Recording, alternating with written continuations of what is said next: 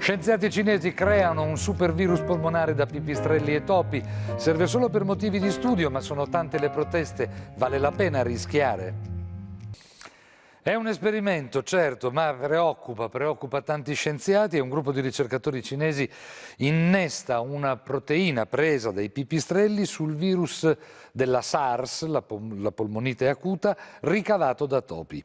E ne esce un supervirus che potrebbe colpire l'uomo, resta chiuso nei laboratori, ovvio, serve solo per motivi di studio, ma vale la pena correre il rischio, creare una minaccia così grande solo per poterla esaminare? Maurizio Menicucci.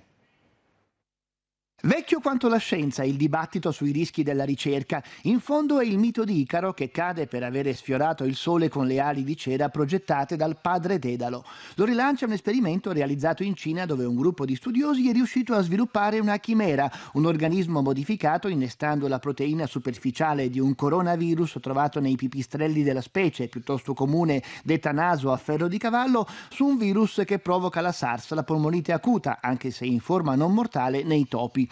Si sospettava che la proteina potesse rendere l'ibrido adatto a colpire l'uomo e l'esperimento lo ha confermato. È proprio questa molecola, detta SHCO14, che permette al coronavirus di attaccarsi alle nostre cellule respiratorie scatenando la sindrome.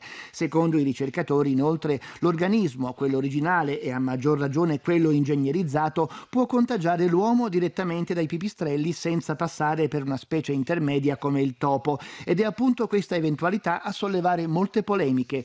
Proprio un anno fa il governo USA aveva sospeso i finanziamenti alle ricerche che puntavano a rendere i virus più contagiosi, ma la moratoria non aveva fermato il lavoro dei cinesi sulla SARS, che era già in fase avanzata e si riteneva non così pericoloso. Secondo una parte del mondo scientifico, infatti, non lo è. Le probabilità che il virus passi alla nostra specie sarebbero irrilevanti rispetto ai benefici, un ragionamento che molti altri esperti bocciano. Primo perché il rapporto tra rischio e beneficio è difficile da valutare e poi perché, specie di questi tempi, è più prudente non mettere in circolazione organismi che possano sfuggire o essere sottratti al controllo dei laboratori.